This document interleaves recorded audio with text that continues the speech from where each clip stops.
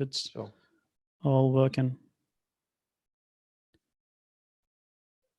It says it's setting up.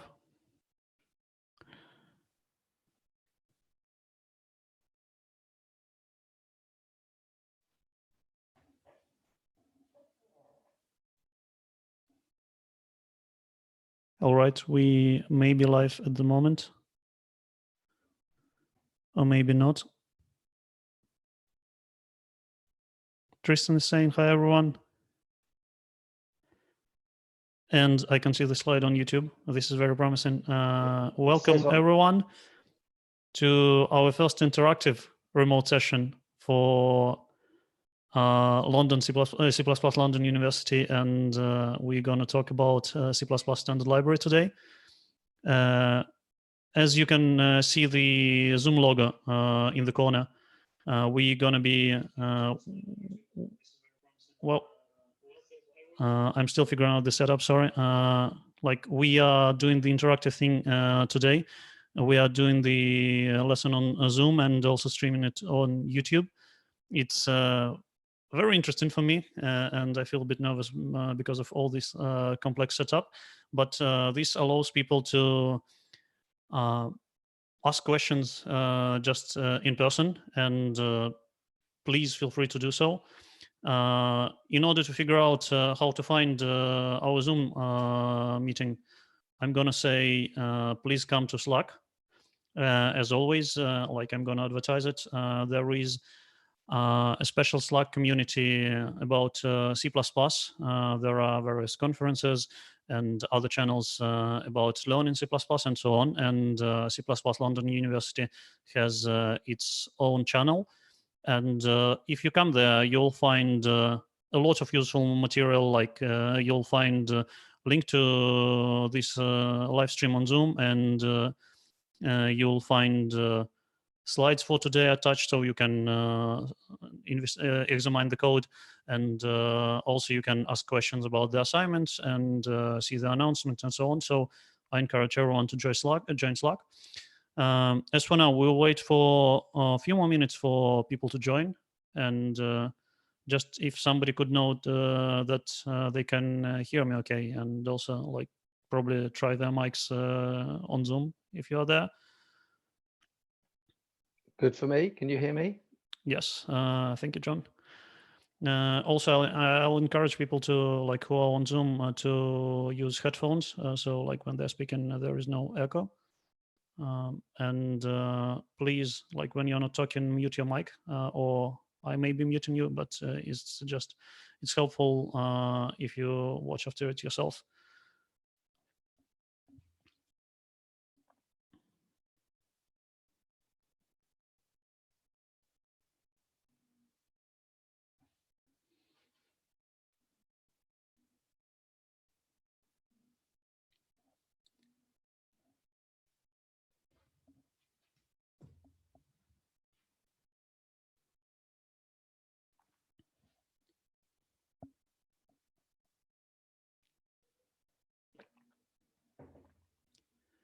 All right then, let's go.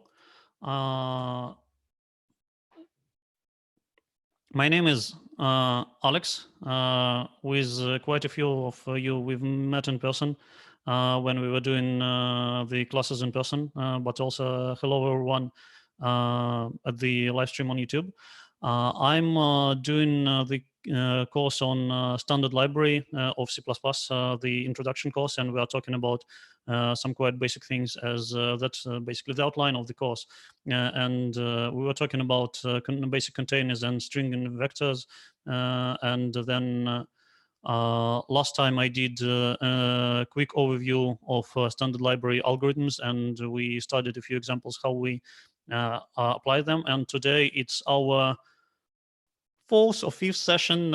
It was ongoing thing about like me being bad with numbering, but today we're going to talk about things called associative containers, which basically maps and sets in C++, and in some other languages they may be known as dictionaries. Yeah, that's That's our plan for today, and it's going to be tricky because it's first time I'm doing this interactively with live streaming, but I hope it's going to be fun. And this is the outline of the today's lesson.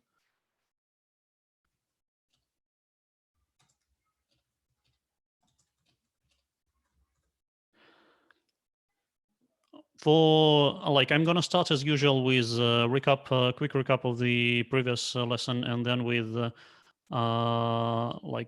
are not many updates, but we'll discuss what happened last time, and we will review the home exercise.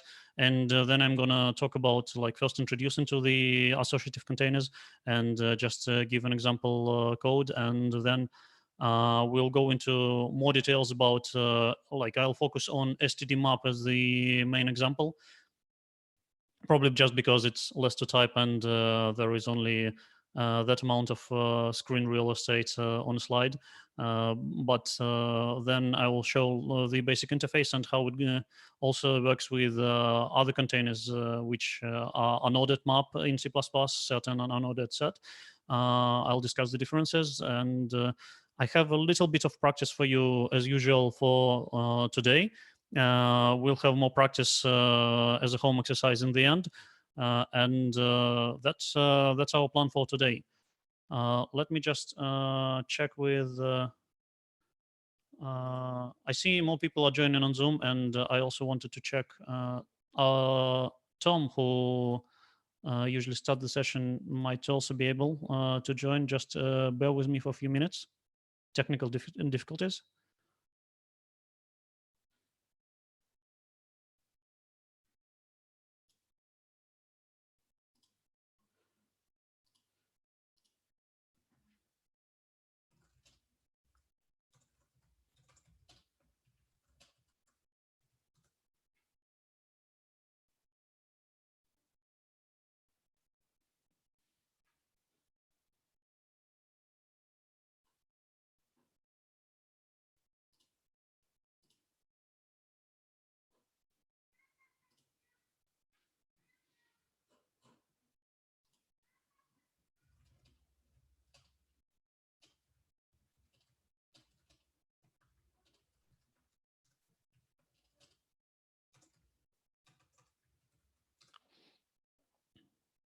All right. Hopefully, we will see Tom soon too. Meanwhile, let's proceed, and let's start with the recap. And first, I wanted to remind that I try in each lesson give some kind of problems, algorithmic problems to solve, small and simple, but they help to illustrate the material I present. And I see in many of the classes, usually we're checking what's happening with std out, but I decided to give it to use more professional approach and start doing simple unit tests. They are you'll see the examples further, and they're just quite nice and declarative and help to understand what's happening. And also you don't need to verify what's the output. The code is going to do it for you. And if you want to run these examples, I would recommend to follow the link or just Google Catch2 GitHub. It's a very simple single header unit testing framework, and I will explain in a few examples how it works and what does it mean. It's just great and very helpful for the examples in the slide, and I'm going to be using it a lot. So if you want to be able to compile the code, you will need Catch. Basically, first, wait, I think I'm missing something. Anyway, first, home exercise. You can remember that we were talking about various algorithms, and I left this as an example for you to solve as an algorithmic exercise. You needed to detect if one phrase is an anagram of another phrase. And the way we're checking it, it needs to return the Boolean. And basically, if for these two phrases, if the letters are the same, no matter the white spaces and punctuation mark and other punctuation, If the letters are the same, we say it's true, they are anagrams, and if they are not anagrams, as obvious in this case, we should return false. And that's my proposed solution. I extracted some transformation to a separate function, because basically what I do is I transform both input strings into something, and I do it the same way. And um, then I compare that two transformed strings are permutations. I just cheated and used a standard library algorithm is permutation. And basically, you can see that anagram literally by definition means that one string is a permutation of another, and I can check this. And I'm gonna speak a little bit more about the transformation I do as I called it to alphanumeric lowercase, as I take the string and I transform it. I remove everything, all the characters which are not letters or digits, which means alphanumeric, and lowercase, as I'm doing lowercase comparison. And by default, string comparison in C++ is case sensitive, and therefore we need to transform to all the letters to the same case so we can check the permutation. And how do I do the transformation? First, I remove all the non-alphanumeric characters, and I use a remove arrays idiom for this, because like we apply remove with checking if it's alphanumeric. Therefore, we collect all the characters in front of the string, and then we erase the tail which contains the rubbish, as like it was like we discussed this pattern in the last lesson. And then I do transform to turn everything to the lowercase, and that's my new string. I also, because I'm transforming, that's why I took it by value here. Therefore, I implicitly make a copy and can make a modification of this copy, and then I return it. And when I have these two strings, I just need to pass them to the is permutation algorithm, which takes ranges by like each range is two iterators. Therefore, I take the range of the first string and then the range of the second string, and that's my solution. It's probably a good time to ask questions, if any.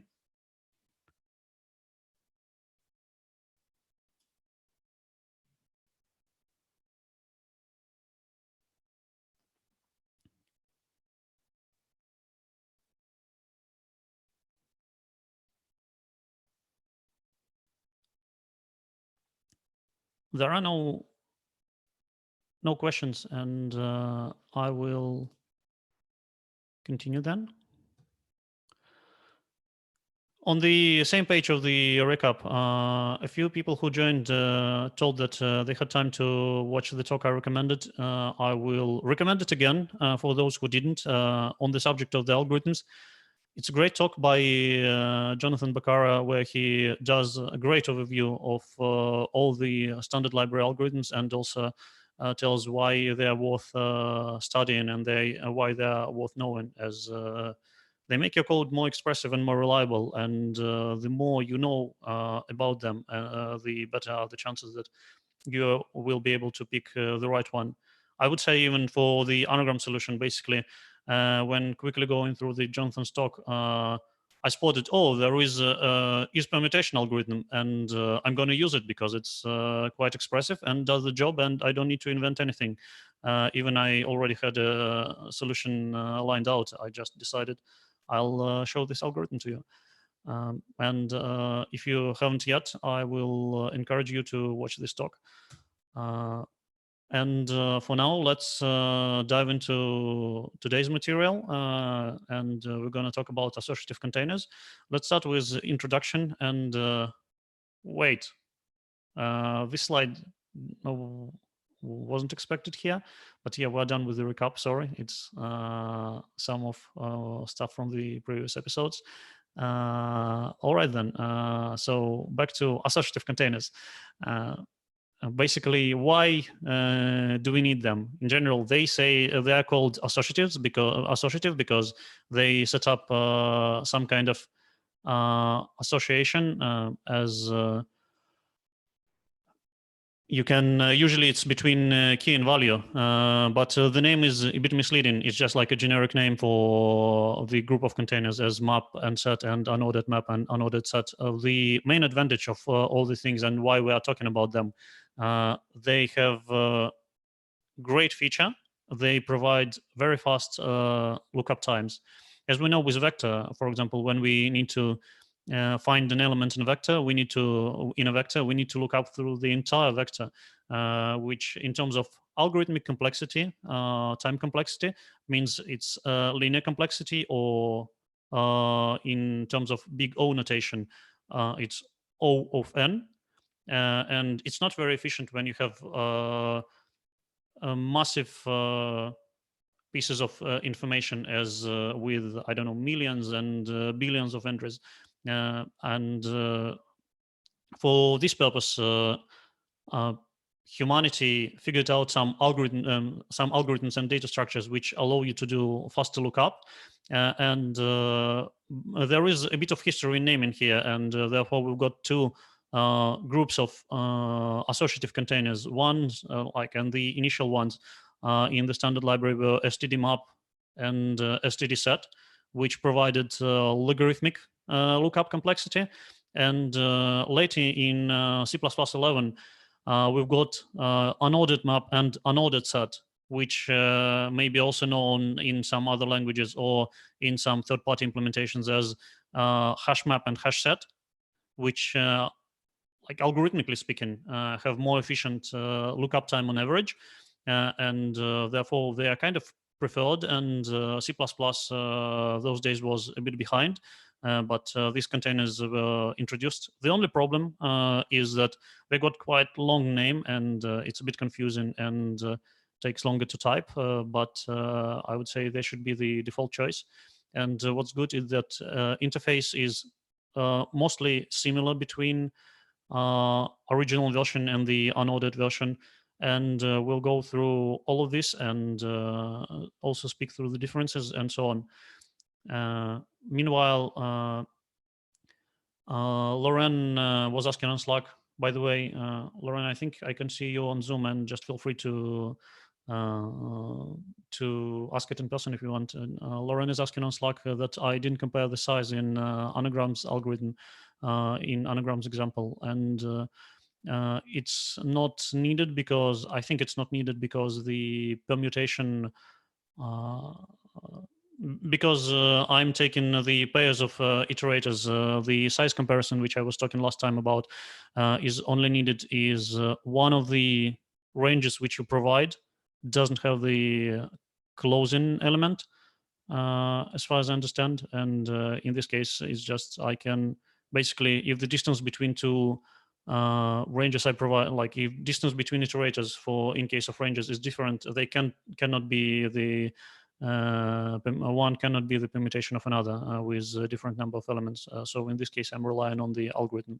The important bit is to make sure to use the important bit is to make sure to use versions of the algorithms which have two iterators for each element they compare. Back to the associative containers. This was a bit of an introduction, and just to make things more clear, I'll follow up with an example. As usual, it's going to be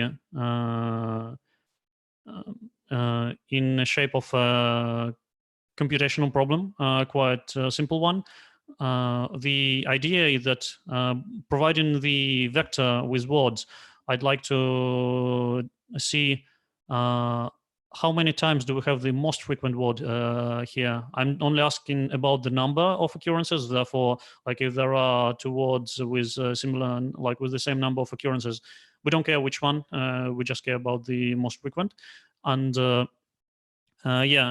also, I haven't mentioned, like I promised to explain a bit about catch, and that's an example of catch 2, the unit testing framework. And this is an example. That's how we declare a test case, and that's how we do our checks. that basically is checking that the Boolean expression is true. And in this case, it's checking for equality. And if the elements are not equal, it will print us a nice error in the console. And Catch will check all these input cases for me.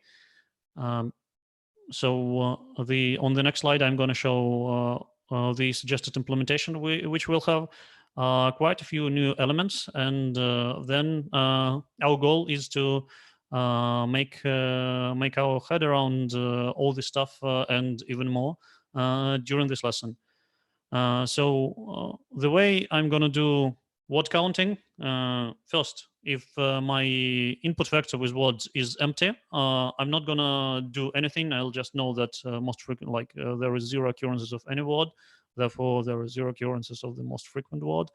And in order to do counting, I will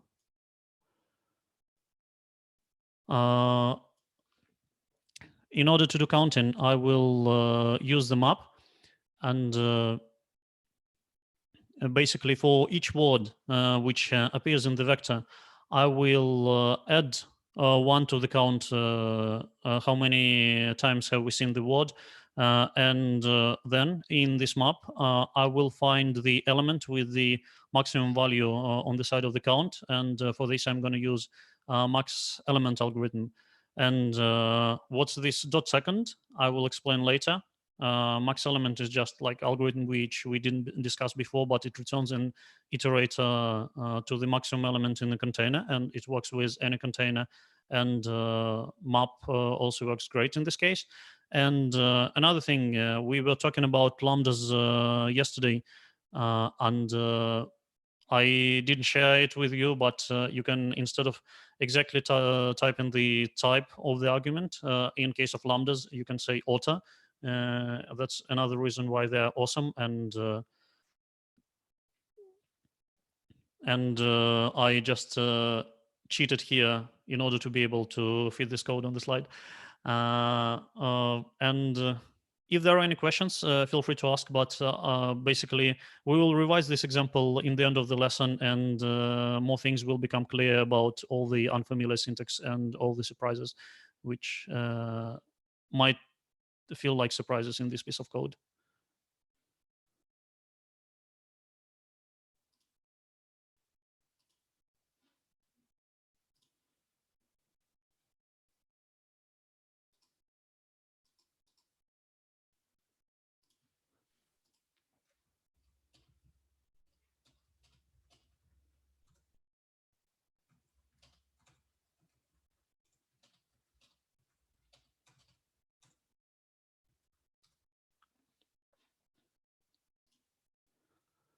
All right, let's proceed to more details. But before, as a part of introduction, I wanted to also mention a few bits very generally about implementation of these containers and underlying data structures.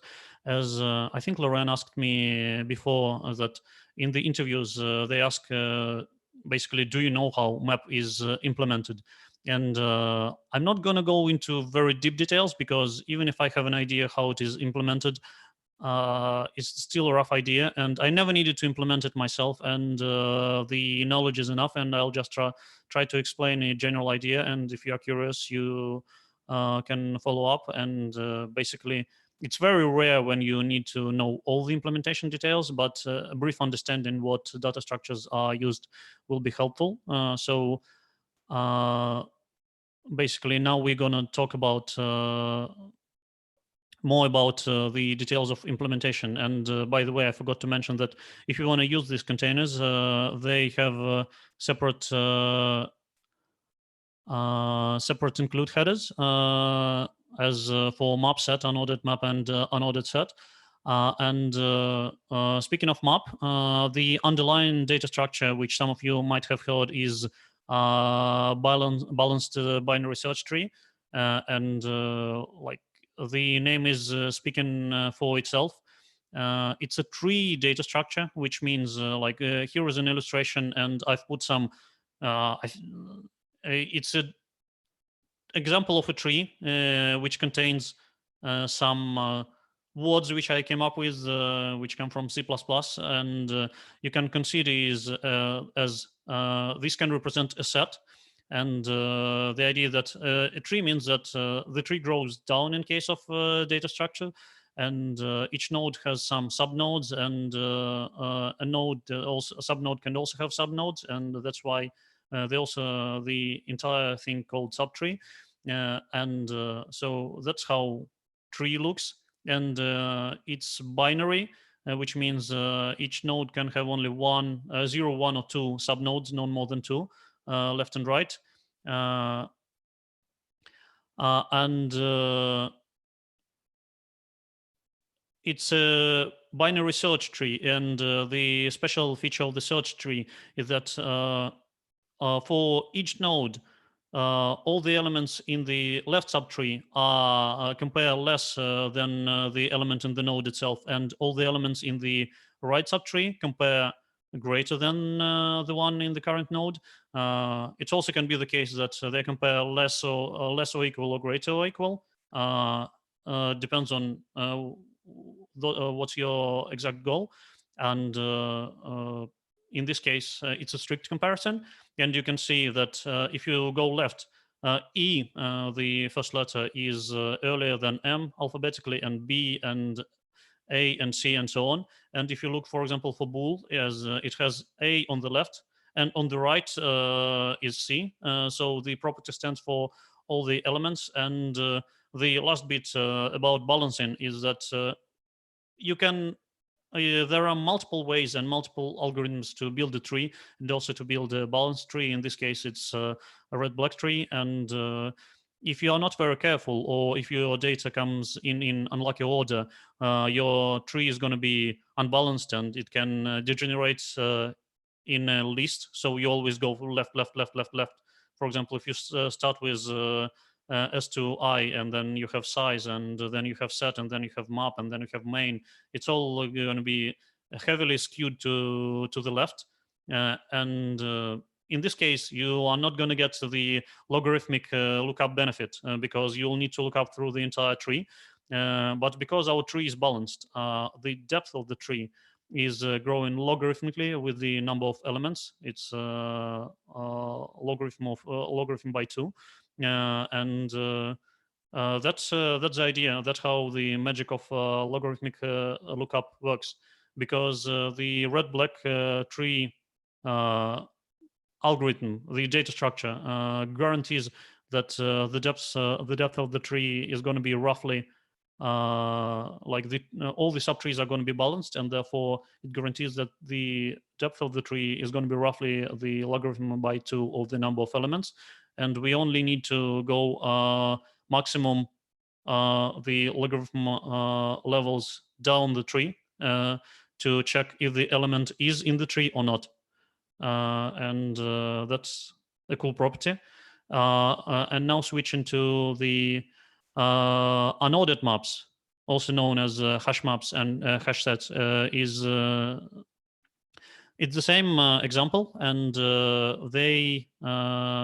I'll give a brief explanation how hash maps are implemented, as they're using a data structure called hash table, and what they expect is each element is processed with a hash function. It's nothing fancy in case of C++ data structure. It's a function which maps any possible element to an integer. And what's important about this integer is that it's better if it's uniformly distributed across the entire range. And therefore, it's kind of for a random element. So we're going to have a random number, and therefore they're going to be evenly in a random fashion allocated across a smaller data structure. This data structure is called hash table, and it has so-called buckets of the elements. And basically, hash function is used to decide which bucket does the element go. And the idea is that we try to provide the uniform load of the of the hash table, and if we have pretty good hash function, it will happen. And in this case, we get the constant lookup time, but each lookup implies computation of the hash function. Therefore, the hash function needs to be really fast and really efficient. In this case, lookup works great in constant time. And also, if you're the bad case is when your hash function basically is returning the same number for various elements. In this case, you get longer and longer list in the same bucket, and which turns lookup into closer to linear rather than constant time. But in a good case, when you've taken care of all your data, lookup is almost constant. Is constant in almost all the cases, and very rarely takes longer than that. Any questions at the moment? Michael is checking Michael is asking if you can check load balance. I'm just quickly monitoring questions, but also feel free to ask here in voice. But I'm not sure about C++, and in general, it's like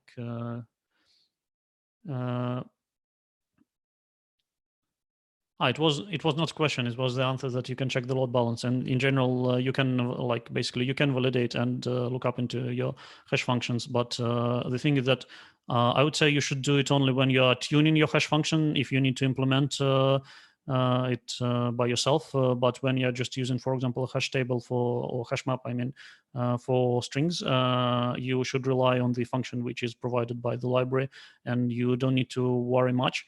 The unordered map number of buckets will scale with the load of the hash table. Therefore, if you add more elements and collisions, the collisions meaning multiple elements go into the same bucket. If collisions become more frequent, the hash map will just scale for you. It will take a bit more space, but will provide you with lookup efficiency.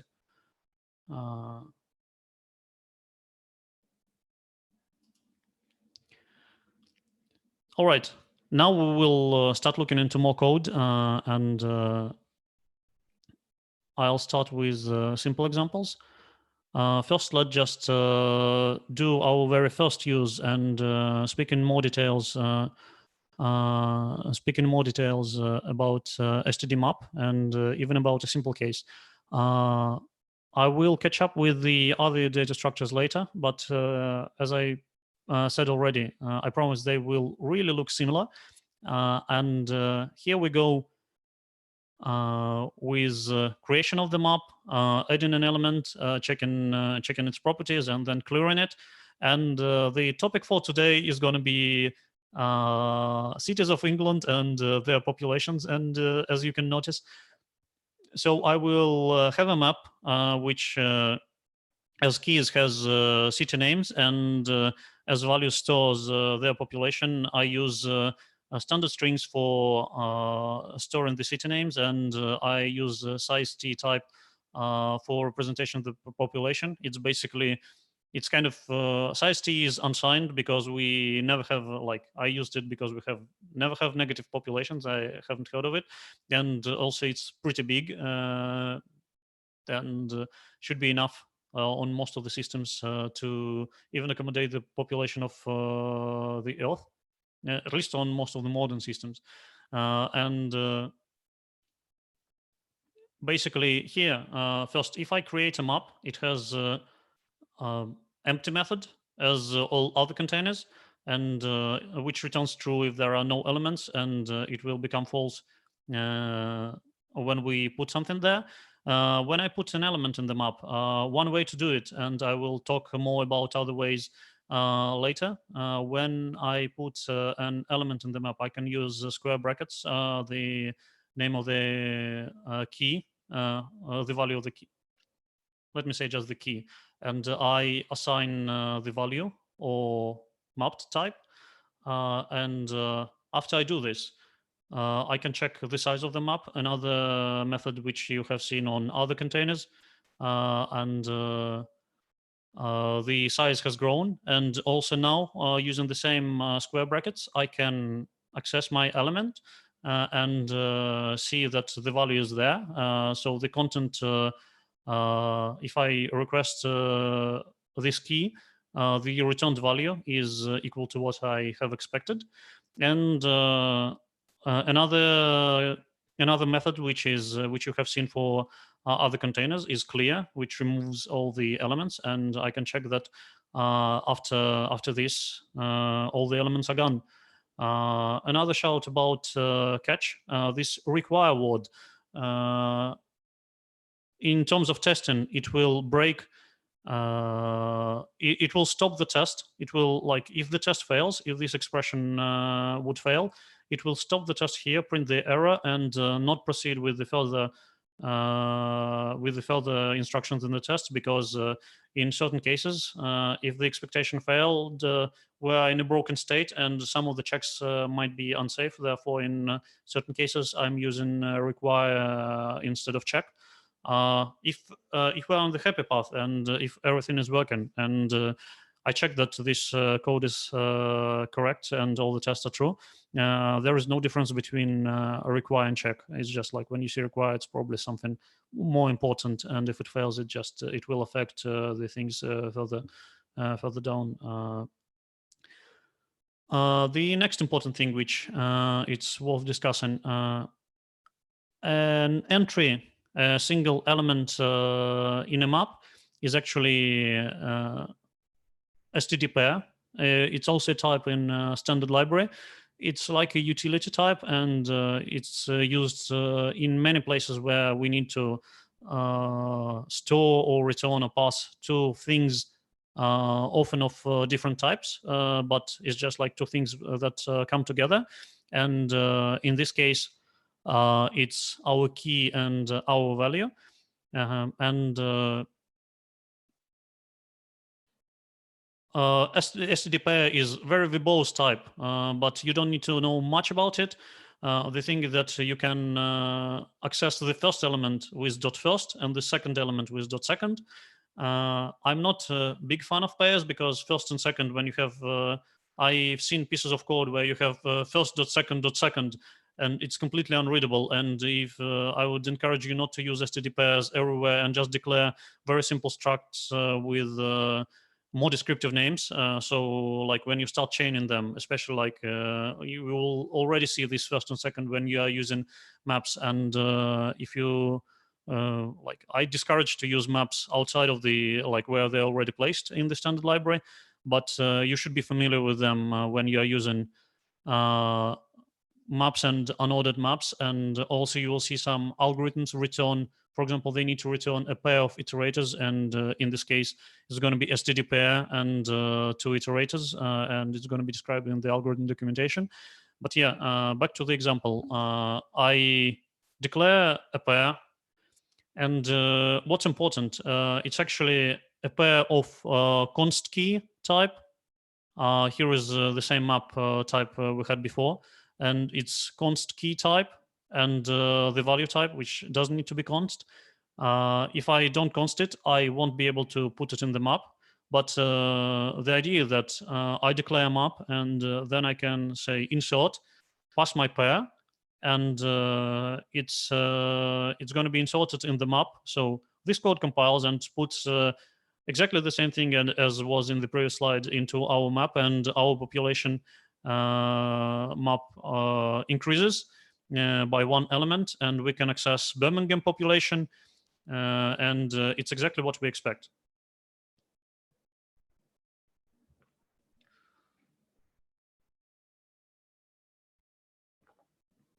I also wanted to demonstrate here a few things about map iterators. The begin and end and rbegin, rend are the same as they are for vectors and strings and other containers. And what's important is that iterators point to pairs as entries of the map, and therefore, if I take the iterator and dereference it, it's going to compare, in this case, equals to our original pair element, which I named Birmingham population. And also I can access first and second of this iterator value. As you may remember, I can also dereference the iterator and access elements by the arrow. And first part of the pair or the things which iterator is pointing to is our key, Birmingham, and the second one is the expected population. And that's an important bit to understand about iterators as we further want to use them with algorithms. And also, basically, if you see, for example, some compilation errors when you are declaring maps and so on, you have to expect a pair to be there, and that's how it's implemented in terms of standard library. Any questions so far?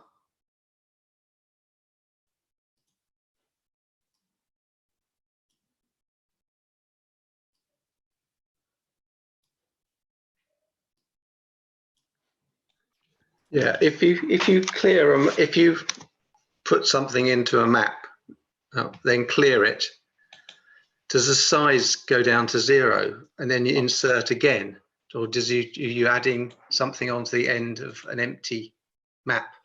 Yeah, if you clear it, the size goes down to 0 and all the content is gone. If you insert again, the size will increase. In this case, you can consider maps being reusable.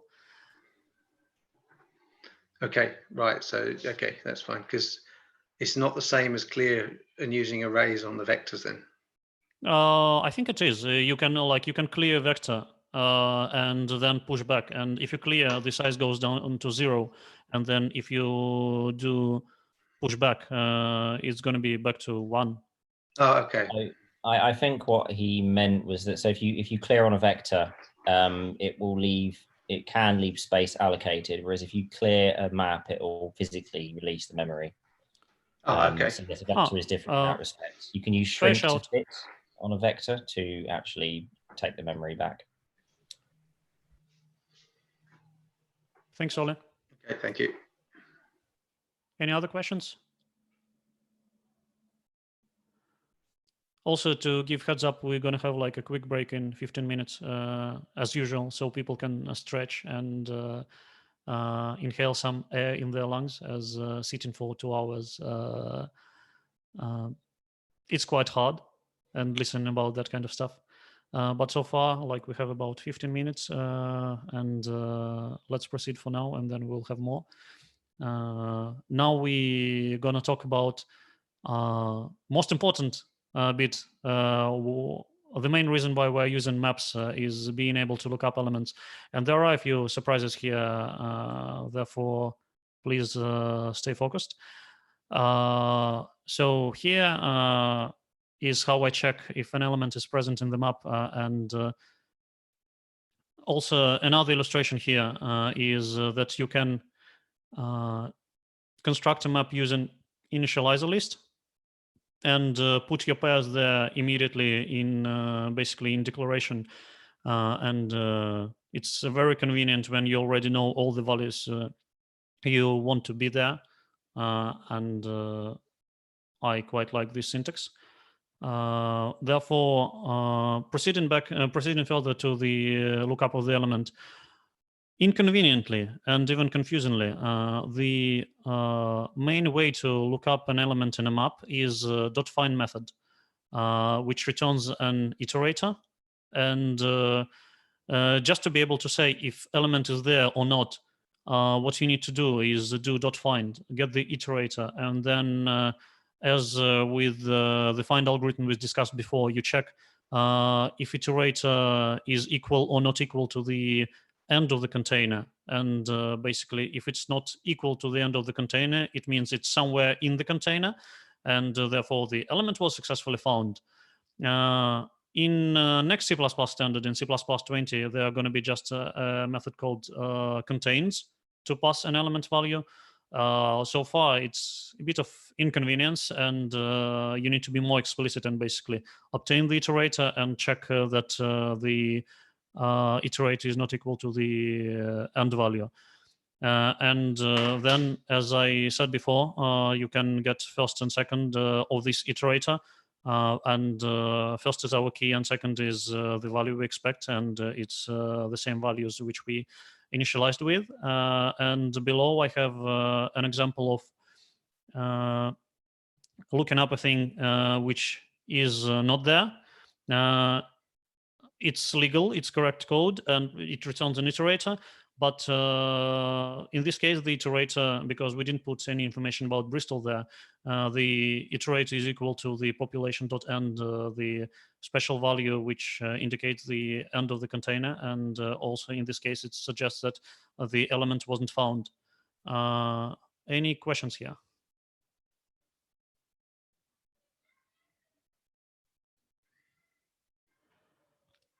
It's important to note that you shouldn't use std find on a map, because it's going to linearly go through the elements. Instead, there is a special method .find specific to the map, which gonna do the efficient lookup for you.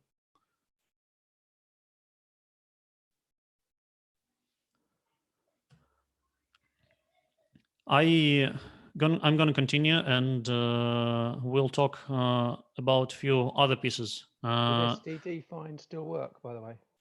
std find will work, but it's just not, and basically will return the same, but it's not going to be as efficient as integrated map find. Okay, be careful. I wanted to know if we have to have an idea about how to traverse a tree. About what, sorry? Do we have to know how to traverse a tree? Basically, no, not at all. All the what implemented under the hood in Finder. Basically, under the hood, it does the tree traversal. In this case, you don't need to know. You don't need to know anything about tree traversal, and that's what's great about standard library. It's just like I gave you an idea, but in real life, you never need this knowledge. Basically, it's kind of reassuring to know it, but practically the only thing you need to know is that worst case, it's logarithmic time lookup, and that's it. All you need to know. You never need to traverse the tree by hand. But what about in an interview context? Sometimes they like asking things which are not used in practice. I mean, if they're asking about things that are not used in practice, maybe it's not a good interview. Or like they may have some reasons. And also in certain cases, you may have to implement a different data structure, which is also tree-like. And trees in general are very convenient for various things. But they are a bit more advanced. And I would say first, avoid re-implementing what's already available in standard libraries, because as we the same as I mentioned for algorithms applies to the data structures. The libraries implementation is more reliable, well tested, more efficient, more expressive, and you should take advantage of it. That's my encouragement. If you want to discuss more about it, let's catch up after the lesson. But when we are speaking about the standard library containers, it's kind of irrelevant. It's already done for you in a very efficient way. Back to the lookup. You may remember. Sorry, just to quickly mention, if you're going to be traversing a tree yourself, you'd have had to implement the map yourself anyway. If you're interested in this, I'd recommend looking at the Wikipedia articles on binary trees and probably a red-black tree as well. That was all I had. Thanks, Oli. And this also reminds me, on the slide with visualization, I had a link. Where did I get this visualization? And there was an interactive implementation of most of the computer science algorithms. And I'd recommend to go there and entertain yourself with various visualizations and adding elements and so on. All right. So now back to the lookup. And I was talking about .at. Which is, you may remember this we used it with vector, and basically it's kind of safe lookup of an element. And in case of vector, it was thrown if you are querying the index which is outside of the vector size. In case of the map, it's going to throw if the element is not there. As for example, here I create an empty map. There is no elements in it yet, and I try to query information about Liverpool with .add, and this line means that I will get an exception. Particular type of exception is going to be out of range, and which signals that the element is not there. In general, like for example, in my current work code base, we prefer to use @. So instead of giving some surprises to us, we get a predictable exception and can handle it and also understand what's happening. It's not very easy to investigate, but basically, I would say if you need to obtain a value, is a preferred way. Yeah, I also want to underline that after this query, map is still empty, because here is the next surprise. I can, with the same map, I can query the population of Liverpool with the square brackets, and I'm going to get 0. And it's correct C++ code. It's a bit surprising, but what's even more surprising that our map size has grown by 1. And let me explain this bit. The thing about square brackets is that if they find an element in the map, they will, operator square brackets will return the reference to that element. If lookup doesn't find the element in the map, it will default construct basically it will insert an element with default constructed map type. And in case of size t, it's going to be just 0 value. And therefore, when I'm querying an element which is not there, I'm going to get a default constructed value, and the element will get there. And that's another reason why @, I would say, is a preferred way to use map lookup. On the other hand, in general, this operator square brackets was added, this behavior was added there for convenience and being able to write certain things in shorthand notation. And sometimes it's really useful, but basically when choosing to use it, be aware of potential side effects. And I will use it in a few other examples, and also you may remember, and we'll revise it, I used in my first map example. And actually I used it there for the benefit, for the advantage, but be aware of this side effect, and careful, as your code may behave in certain cases not as you would expect it in the first place. And then with the same operator square brackets, getting back to the example, I can query the value, which here it's still 0, and because I'm getting a reference, I can assign a new value, and in this case the value is updated and reflected by any way I'm gonna access it. And another bit to mention a bit about operator square brackets, because it's default syntax in most of languages and you expect it to work, but in certain cases it won't. As for example, if I create a constant map, then I cannot use operator square brackets because it can default construct things. And it's good. It inserts things. In this case, what I need to note is that it will insert things in the map, and you cannot modify the constant map. And in this case, operator square brackets just fails to compile. You still can use @ on your constant maps. Probably also worth mentioning that in order to use operator square brackets, as Alex just said, if your instance is const, obviously you can't because it would want to create one. Also, it does require that the value type in the case of a map or the actual key, if it's a set, is default constructible. So obviously size t, as you see there on the second line, is obviously a default constructible type, so it works fine. If it's not default constructible, So it's your own class, no default constructor, it also won't compile.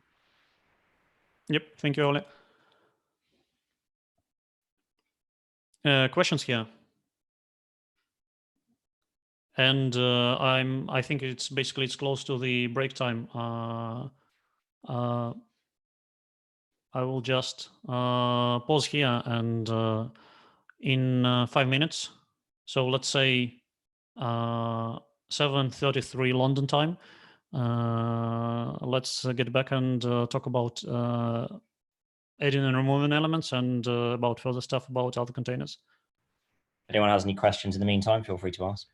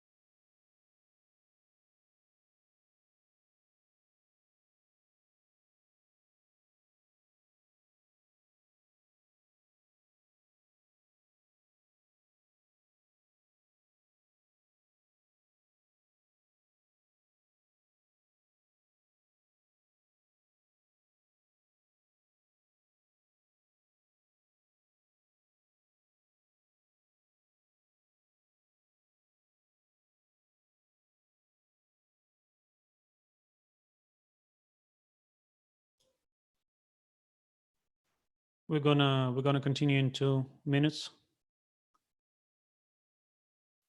Also, I wanted to mention for those who are on Zoom, after we end the lesson and stop the stream, I think it might be good to just hang out and discuss the session. And as people are mentioning, heading to the pub, yeah, we can have a virtual pub if you want. I'm happy to hang out for another half an hour. It's good to see you all, guys.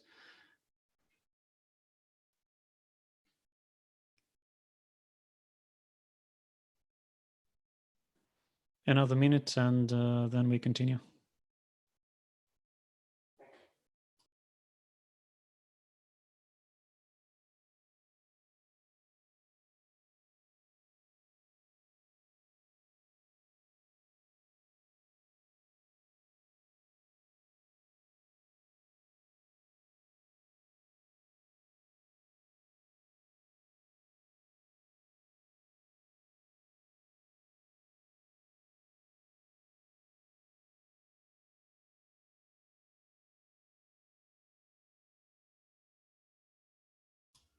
All right. Last bit about map, adding and removing elements.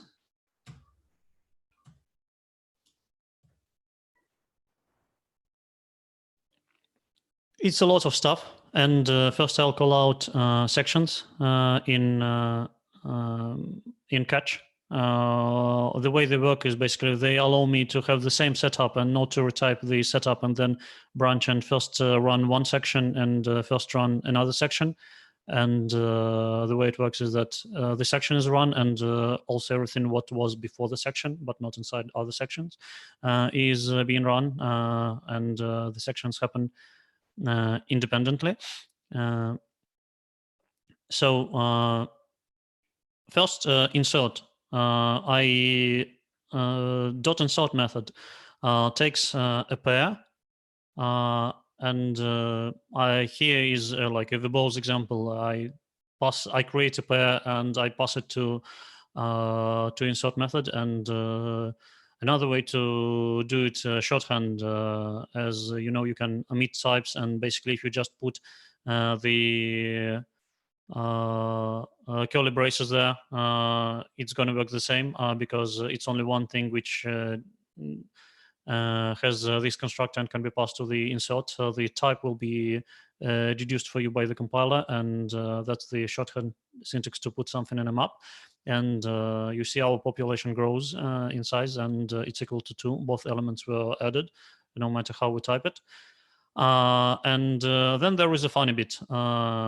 First, as I told you before, just applying operator square brackets will insert an element with the default constructed value, and I can check that Bristol value is now there. It doesn't throw. It successfully executes and returns 0. And if I try to insert a new value there, it's going to be a failure. You also can check basically the return types, and if you look in the documentation, it has a way to signal that the value has been already there, and in this case, insert fails. It's inconvenient, I would say, a bit of legacy, and like the next line is the way I'm checking it, that the value is still 0, although I've told to insert a thing. And if you know that you really wanted to insert an element, no matter if it's there, like if the old value is there or not, I think it's C++17 which adds a new method, insert or assign, and this way you tell, please insert an element, no matter was it there or not. Please put a new value there. And when I do this, the value gets there and it's updated in the map. And another discrepancy and inconsistency which I wanted to highlight is that insert takes a pair, which I showed you above, and insert or assign just takes 2 separate values.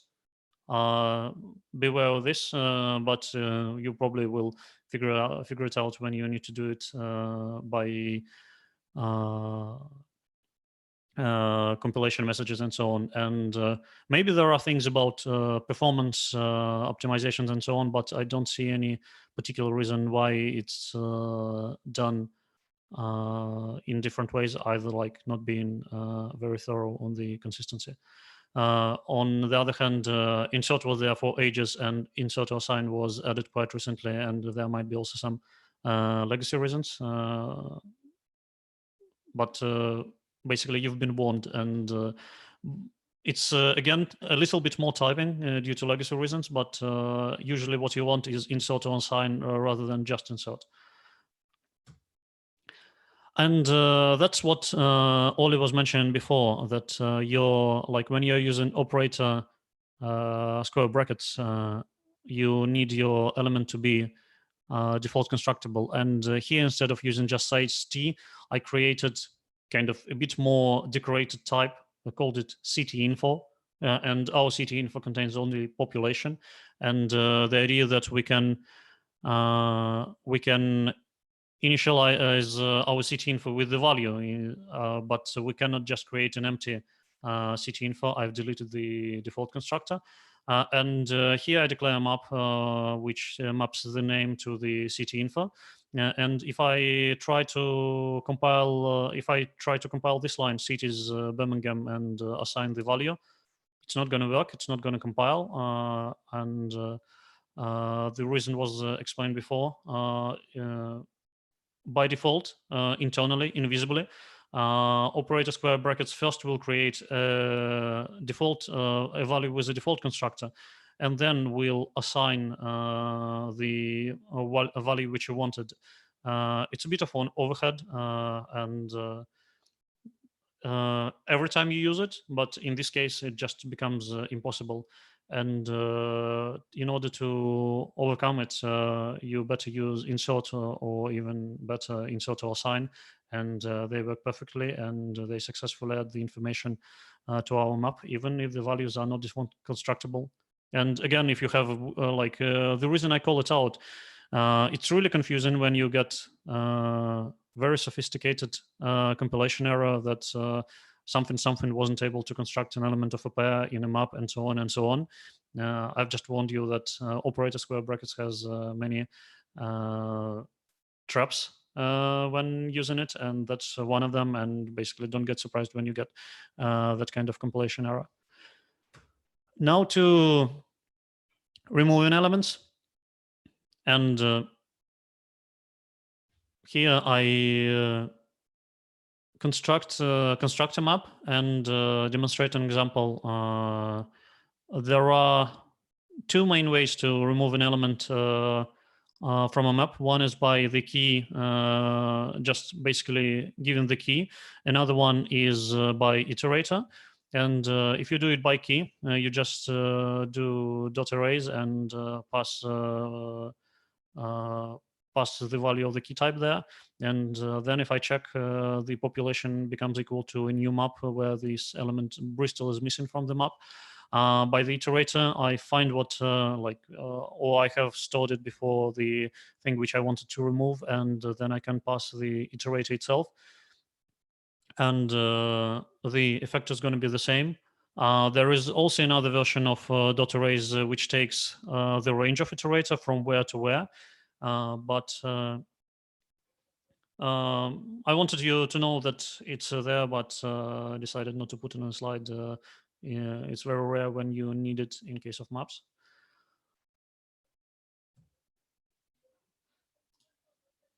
And another thing to be aware of is when you need to, when you're going through the map and need to remove some stuff.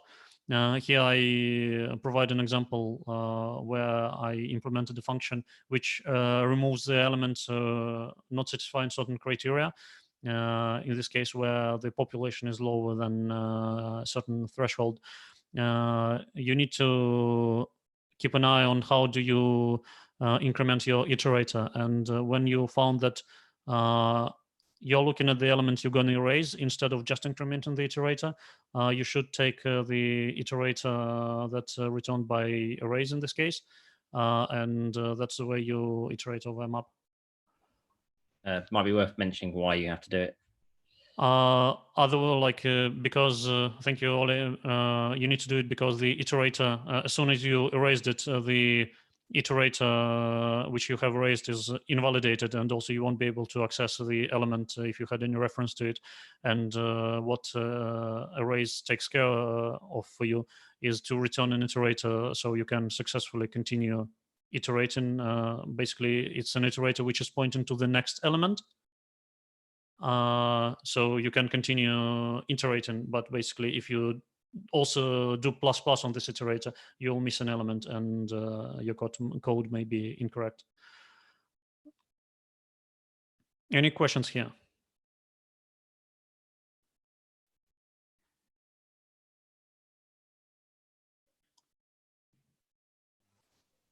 Why population is not passed by reference?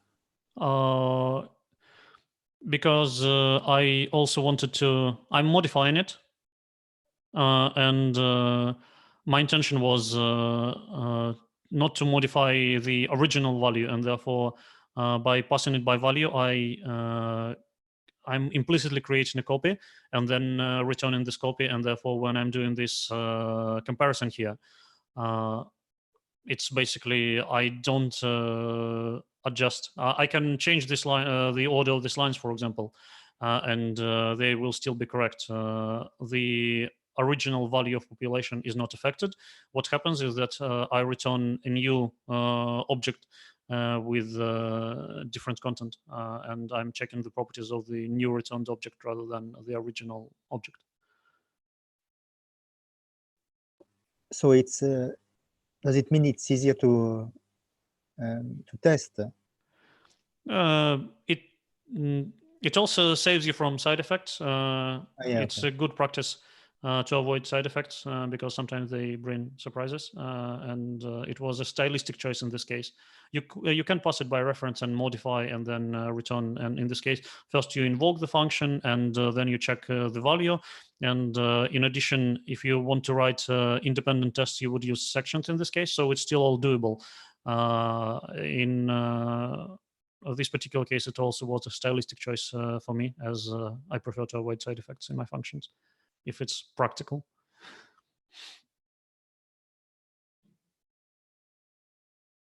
Any more questions?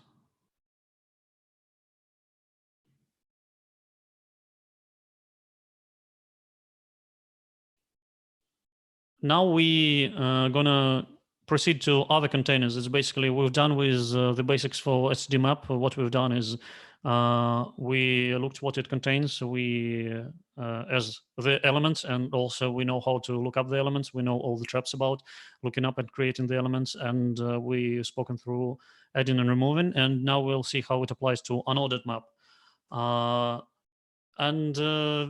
would say everything is the same, everything that we were talking about. And the only difference is I didn't demonstrate an iteration here because you not often iterate over the entire map with particular intention looking for the order, although I had a few cases, but it's not very important. And anyway, the only difference in the things which we were observing is that order in case of unordered map is not going to guaranteed, and therefore that's why it's called unordered. Although I would say from the point of using in the code, it's quite inconvenient, and I would prefer if the default map, just map, would be the one which is unordered. And if I needed an ordered map, I would expressly say ordered map, because in general, the one which uses hashing is a bit more efficient. And basically, many people just type map, not caring what they need. And in this case, default choice offered by C++ is not the best, and therefore you may want to take care of it. On the other hand, we know you can remember from the previous lessons, even from Tristan's lesson, that many default choices in C++ are not great, and you need to be aware of them.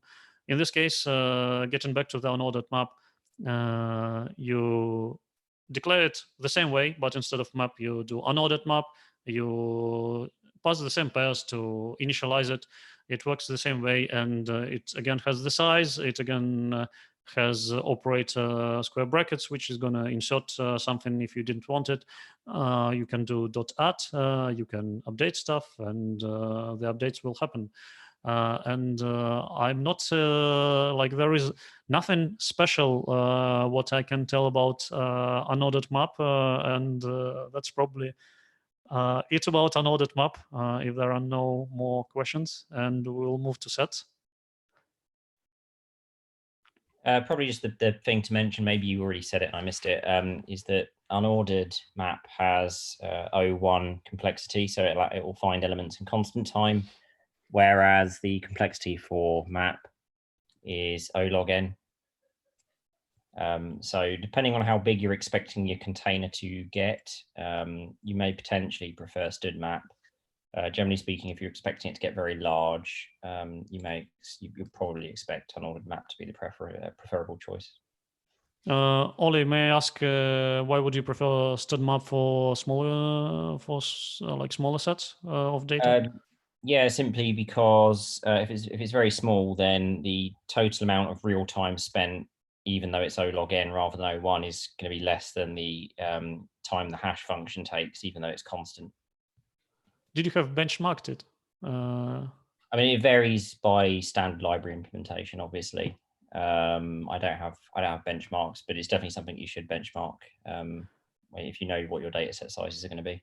Yeah, it's also a fair shout about just which one to choose, and you'll probably have examples where although complexity is higher with the logarithm, it's still like the performance of std map can be better, and the main rule is when you care about performance, always measure the performance, always profile, and have like data informed conclusions rather than just blind reasoning. But for example, my rule of thumb is prefer unordered map unless you have a reason to use the map as a default. I mean, prefer unordered map as a default unless you have a reason to do otherwise. On the other hand, it's fair that on small containers, map may be faster.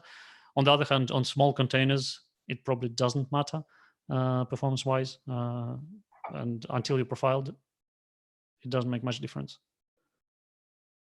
Yeah, there's also another potential benefit.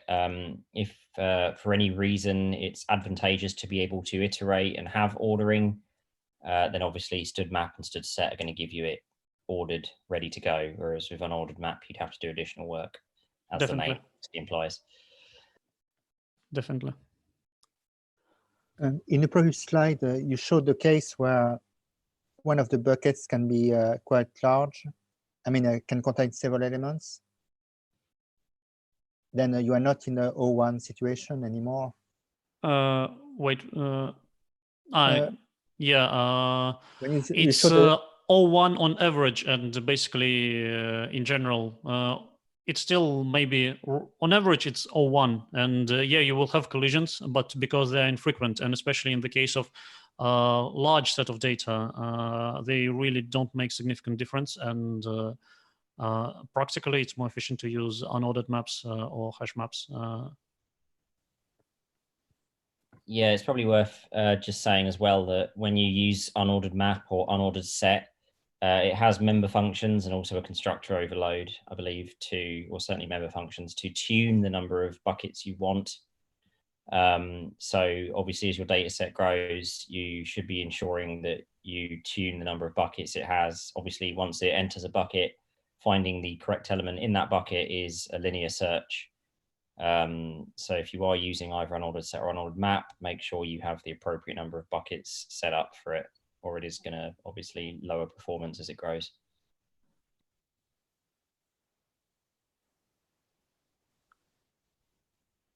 Thank you. Within the buckets, from your diagram, it seems that you go through a kind of linked list. Is it correct? In case of std unordered map, yes, yeah. It is linked list. Okay. Or like something very similar to linked list.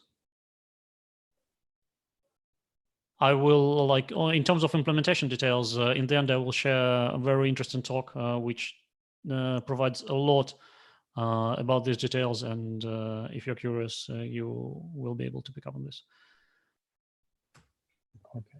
Now, But now, just a question, because I think you told us in most cases using a linked list is not advised, except in yes, but it's for linked list itself. And also it's kind of a disadvantage of unordered map. And in that talk, they provide more detail that if you need to go through entire map, is just pointer dereferencing. But no matter what you choose, because the tree is also implemented by the pointer structure. The balanced tree in the ordered map is implemented by the pointer structure, and therefore it's also kind of jumping from pointer to pointers. So in terms of iteration through the entire map, it's not that efficient.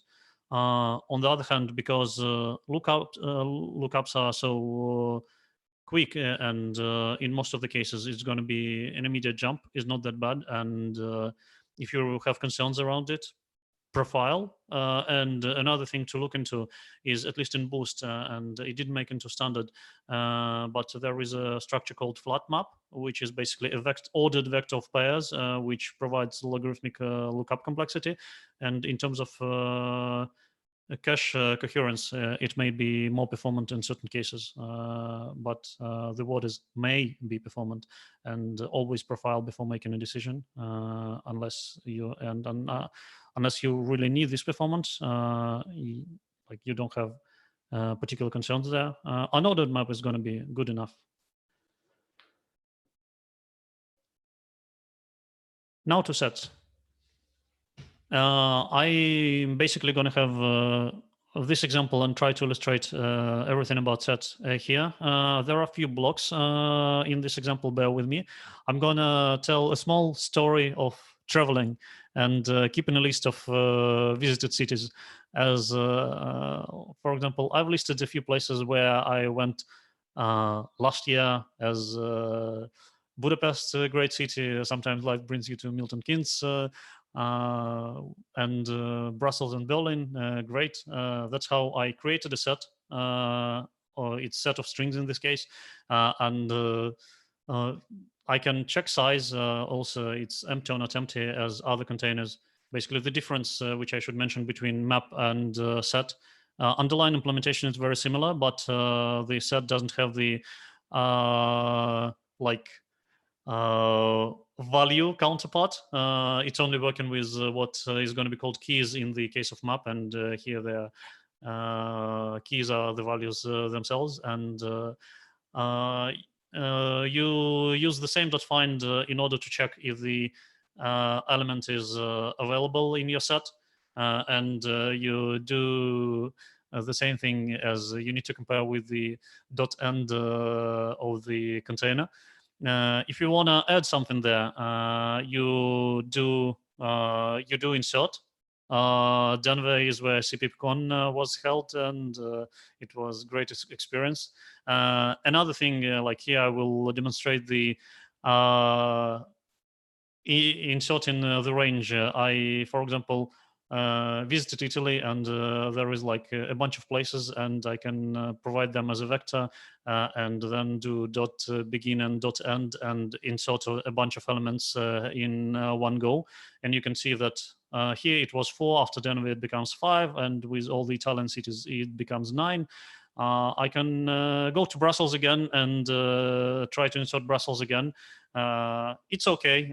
If Brussels it's already there, it's just like it doesn't hurt. We don't need to update any values. We just really make sure that Brussels is there.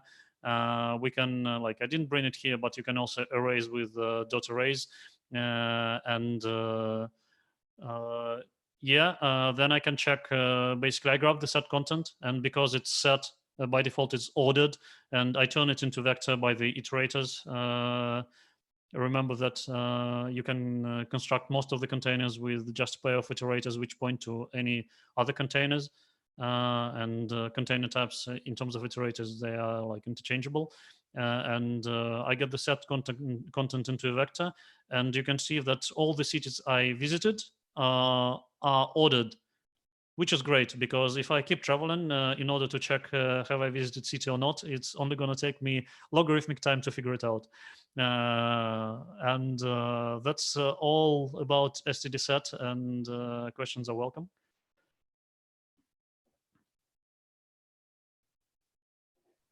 Maybe it's worth pointing out that the key, and this also technically, this also does apply to the key in a map as well. It's const. So if you do find or whatever, and you get that key, it's going to be const. So you can't get a reference to Brussels, for example, and change it. Good shout.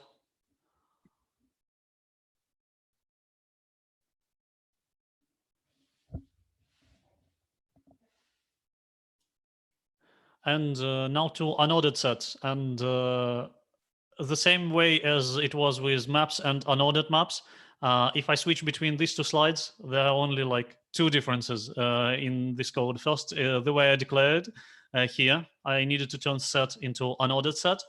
And second, when I want to check the content, I won't try to guess the order, and never rely on the order in unordered map and unordered sets. And it's just like it's consistent between other languages.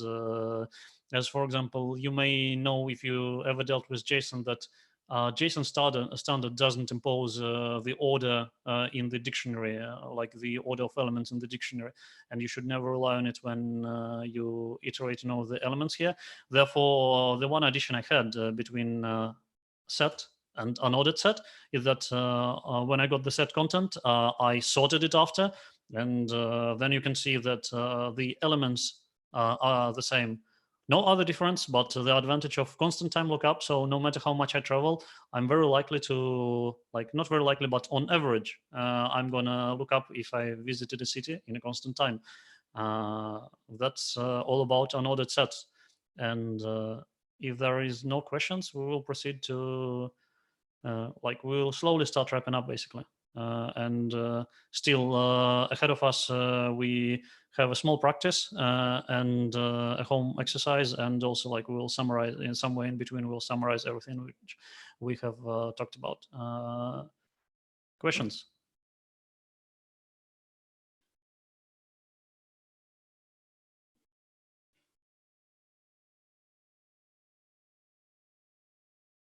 All right then.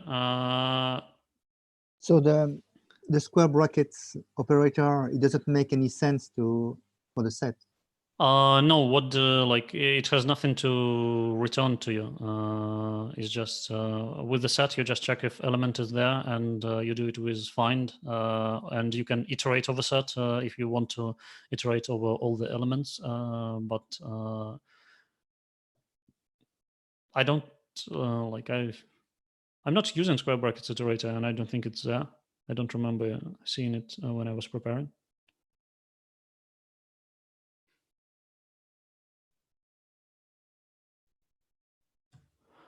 Now it's practice time. It's probably going to be like, I hope some of you have your setups ready to just do the exercise. It's not very big, and those who don't have their setup ready can probably think how they're gonna implement it on paper. And you have slides in front of you. Feel free to just look through the slides and figure out the methods you need. And the exercise I give you today, it's to write a function which basically removes all the repetitions and just counts how many unique elements are in a vector. In this case, it's a vector of words, and yeah, if for there are some test cases, as for an empty vector, number of unique elements is 0, and then when I keep adding elements, the number grows. But if I start repeating elements, I only count unique elements. That's my exercise, and let's probably get back to the lesson in 8:10 London time, so in 9 minutes. If there are any questions, please feel free to ask.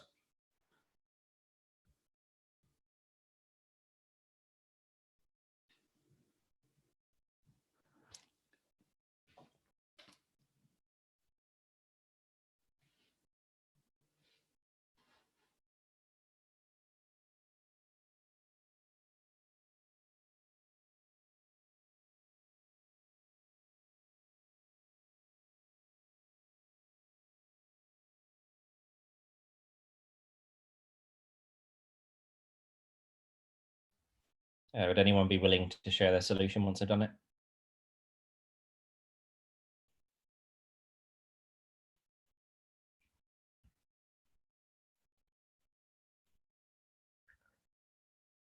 Yeah, if someone is that brave, I will encourage this, and we can discuss your solution.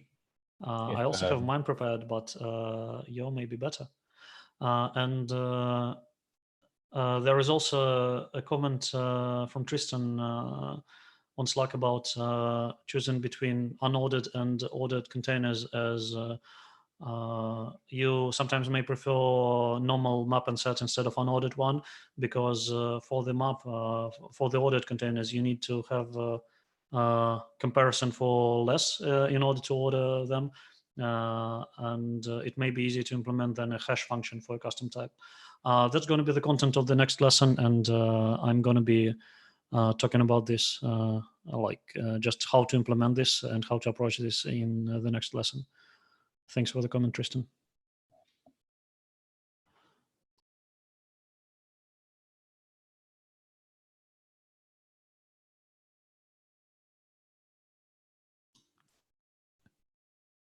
There is also a shout on YouTube that maybe amount of typing is a factor, what container to prefer. I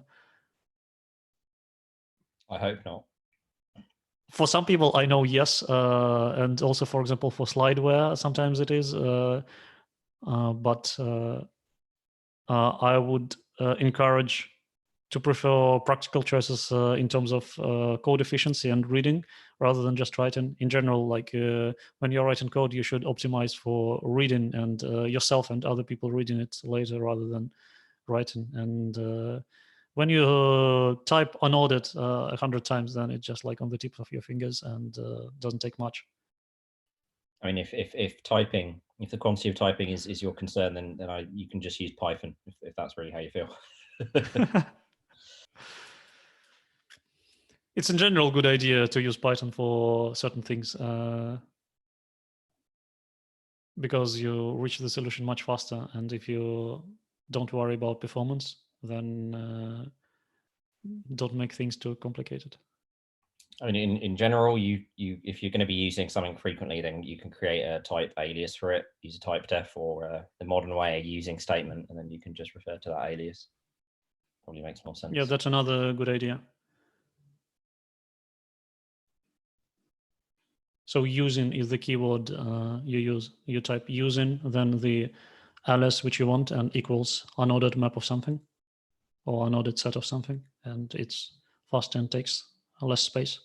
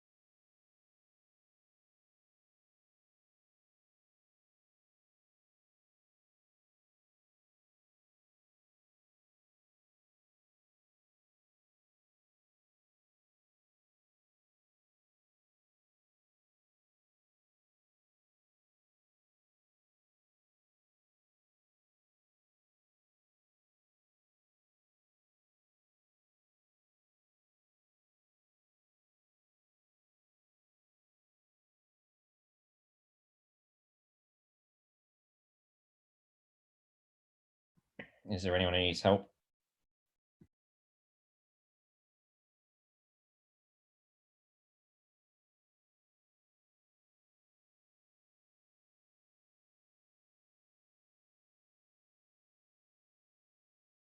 Is there anyone who's doing the exercise?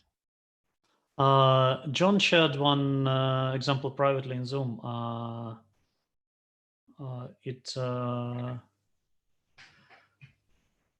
I guess if he makes it public, it's just gonna spoil the fun for everyone else. I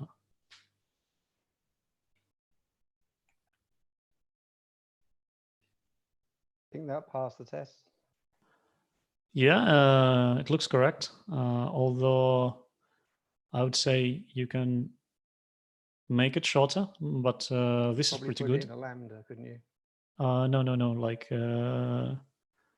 Like I'm not gonna tell you more Okay, no, that's yet. okay. It But was very quick. It was also, very quick. It's just my first thoughts, you know. yeah, and that's great. It's like that's why we have practice, as you could do something and check the material, get your hands on immediately.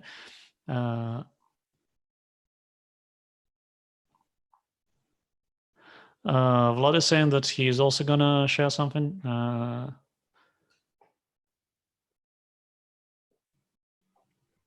Okay. If anybody wants to do it, we can let you share your screen. Just be aware that your screen's going to be on YouTube, so make sure it's sanitary. I just pasted it into Alex onto the messenger.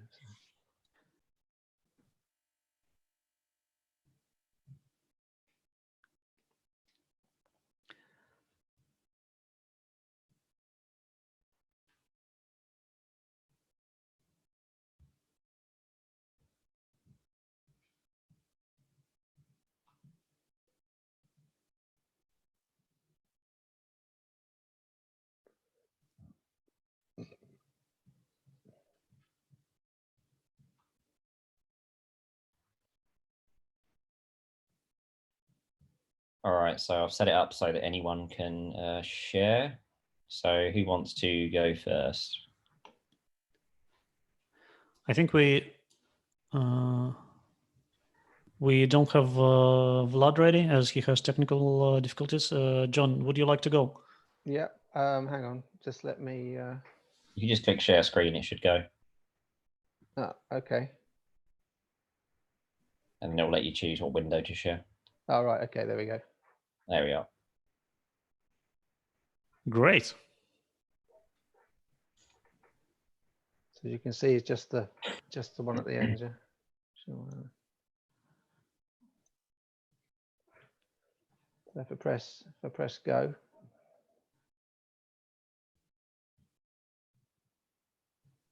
It's got obviously all your tests. 82 warnings. I'm not sure about that one.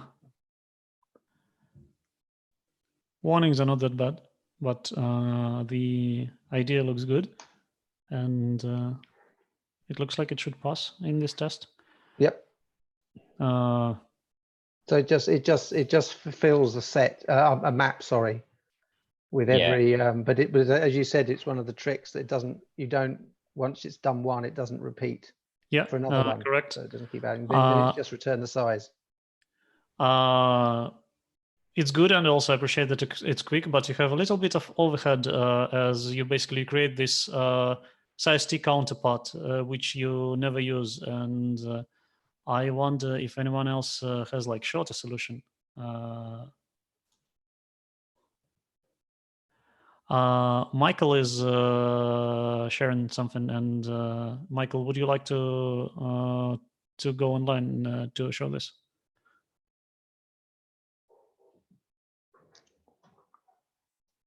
All right, Michael, do you want to share?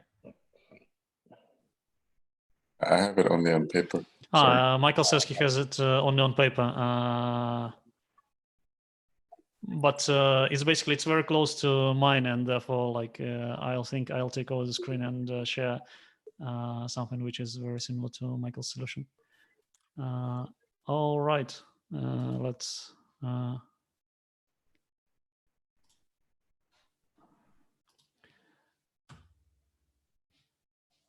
That's very similar to what Michael did. I think the only difference is the names of the variables.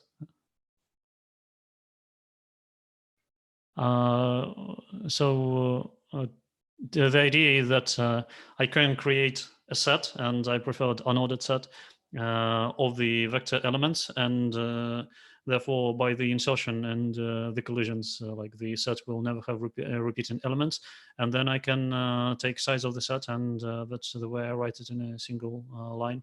Unfortunately, it didn't fit the screen like in this case, so fitted it into 2 lines. Michael had exactly the same solution. And that's what I meant by a bit of redundancy, John, as the set, like you can see conceptually, the difference between the set and the map is just the set is the same from the point of counting things, but doesn't have the counterpart of the value, what you could save here.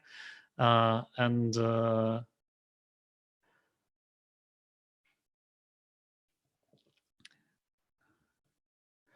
Tristan is sharing another solution which has no allocations, but unfortunately Tristan is not on Zoom to show it to us. He didn't use any stuff we did today, but he does some algorithms which we did last time. So you can also consider doing it with algorithms if you know how. But we're going to leave it as an extra home exercise if you wish. Now, basically, let's start wrapping up. And we were talking today about associative containers. And also, I appreciate so many people being on Zoom and in participating in it, asking questions. So about associative containers, we like them for great lookup times they provide if we need to see what's the element, if the element is there, and in case of maps, what value does it carry. And we know that it's constant time, O of 1 for unordered map and unordered set. For map and set, which are named shorter for legacy reasons, it's logarithmic time. And I would encourage to use unordered versions by default, unless you have reasons to stick to the ordered versions. And we were also talking about some details and a few surprises which I want you to be aware of, and don't get scared in, like, when you have compilation problems or runtime problems, is that operator square brackets for maps creates a default constructed value, even if you don't assign anything, and also insert won't override the value the key is already in the map. And also just wanted to warn you about iterating invalidation, and basically when you're modifying the values while iterating, just check with the documentation and beware of that kind of surprises. And that's it for the summary.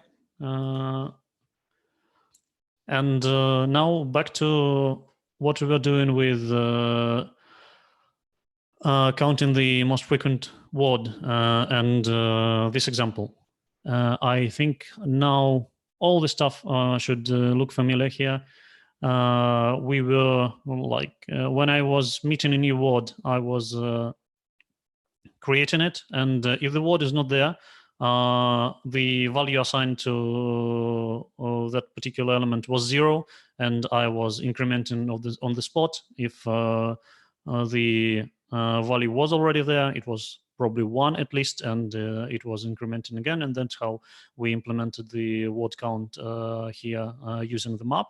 And when I was looking for max element, because I didn't want to type, I basically, this is a binary predicate which is comparing map elements which are pairs, and I didn't want to type std pair of string size t 2 times, and I just used auto. I was lazy, and it's efficient enough. At least it's not like performance drawback or anything else. And the only downside I get is that if I put auto, the IDE CLine, for example, may struggle figure out when I put left dot what can be after dot. Therefore, I needed to type it in full. But therefore, basically, it's the same. And that's another cool thing you can use about lambdas.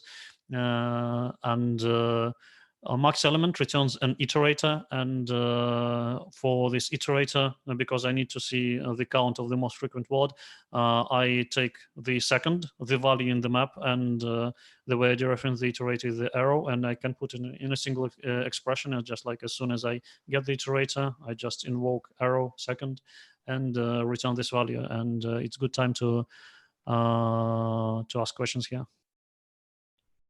Anyone see a caveat with this function? There is one caveat to it. Does anyone know what it is?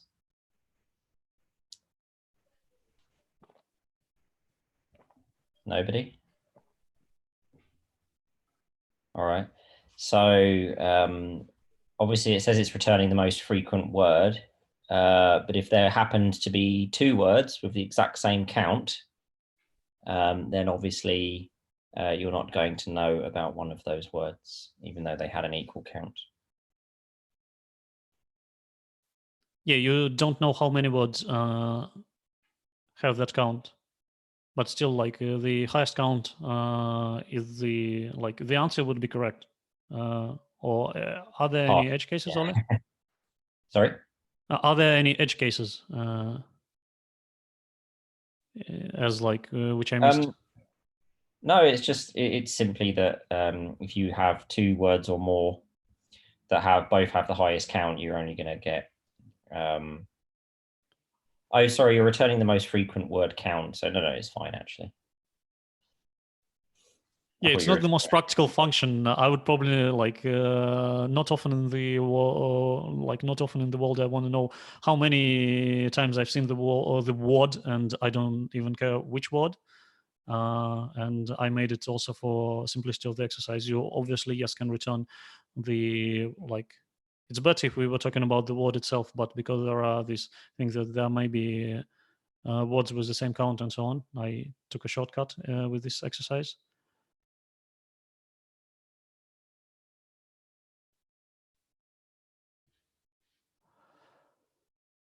And now we are going to talk about the exercise I've prepared for you. It's fun.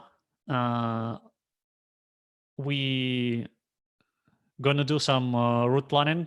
We cannot travel physically, therefore we will discuss traveling just in C++ functions using maps as containers, not unfortunately the paper maps.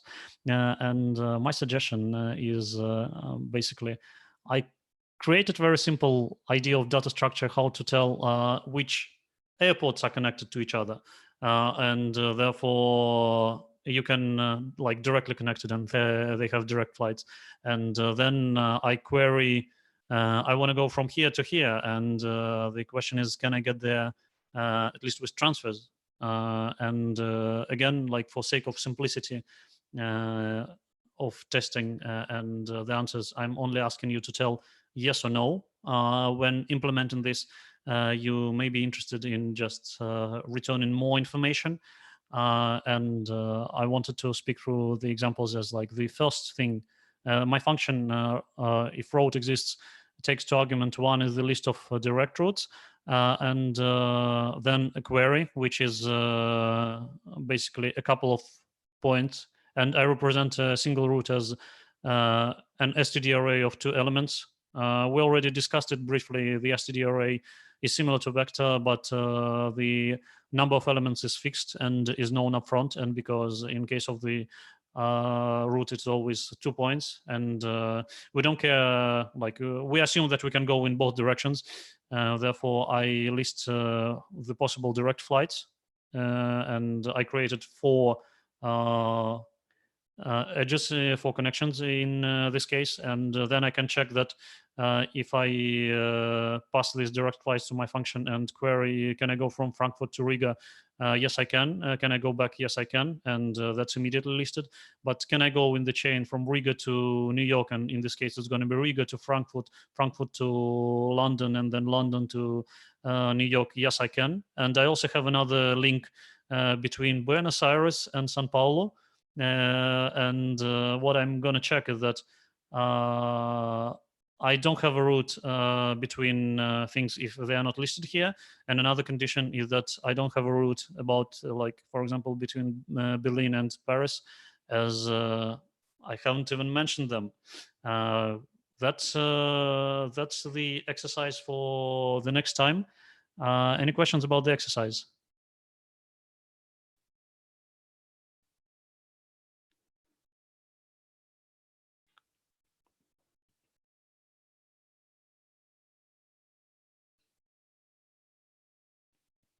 It looks like there is no question. And the last do you need a test case where you have one? Did you not have one?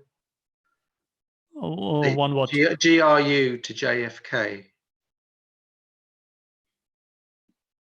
Where why? you have one that exists. That's a good shout. I'm still like, I think I should stop writing test cases for you and just let it do yourself. But here it was helpful for me to explain what should happen. But basically, I think no, you've got it. You've got you've got equivalent of JFK to EZE. Actually, in this case, there is no link, but they're both in the they're both listed in my direct flight things. But yes.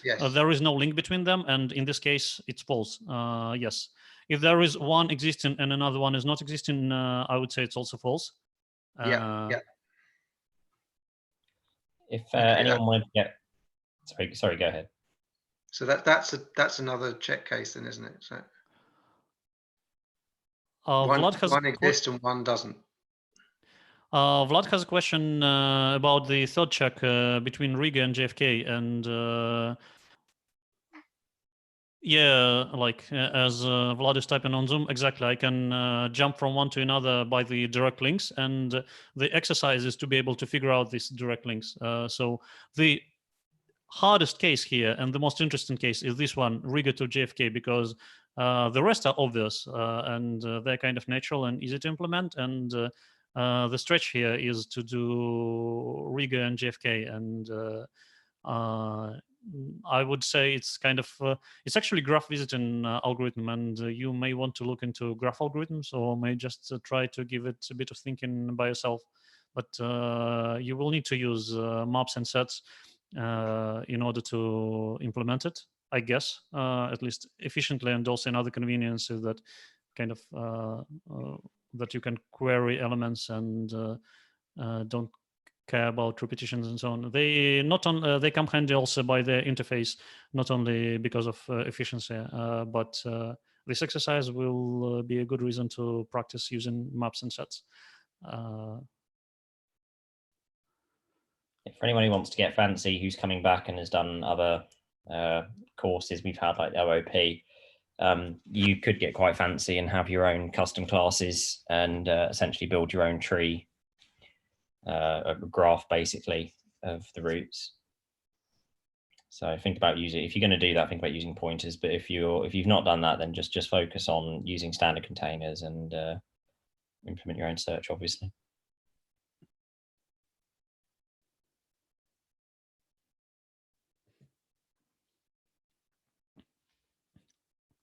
All right, then I will wrap up with the small recommendation.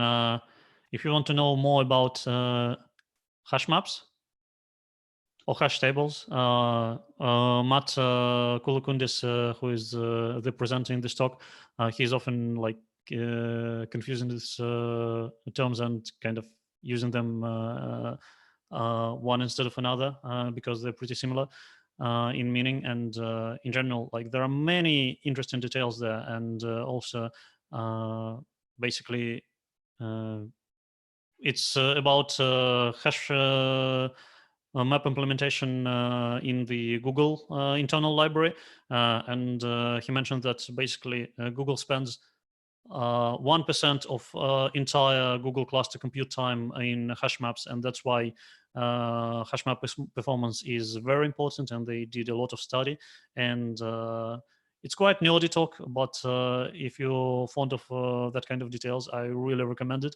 I decided not to bring anything additional on the ordered maps because they kind of tend to go out of fashion, and all the occasions where you really need performance, you probably like focus. You should focus on hash maps, and in case if you need ordering, you often can just order stuff yourself afterwards. And it seems that basically there is some convenience in C++, as sometimes it's easier to implement operatorless, and if you don't care about performance, but the most like amount of fun and the most practical thing is just like use hash maps or unordered maps in terms of C++. And this is it for today. I'm going to give another shout about Slack. First, if you want to join next stream for Zoom, it's going to be advertised there, and also the slides are shared up front. Like these ones I will upload to GitHub a bit later, and you also can ask, like there are the announcements, and you can ask questions about the problems, and in general, if you are learning something or practicing something, and here are the instructions how to get there. You are welcome there. Please follow the instructions if you are not there yet. And this is it. And with those who are on Zoom at the moment, as all things in London, we are heading to a virtual pub now. This is it.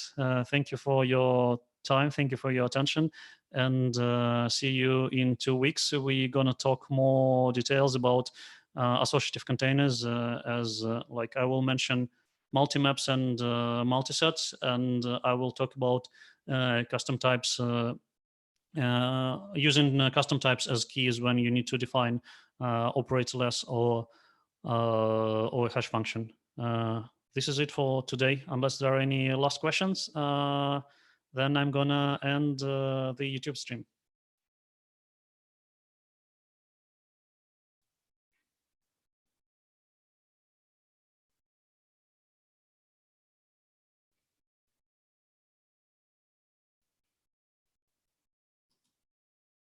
All right.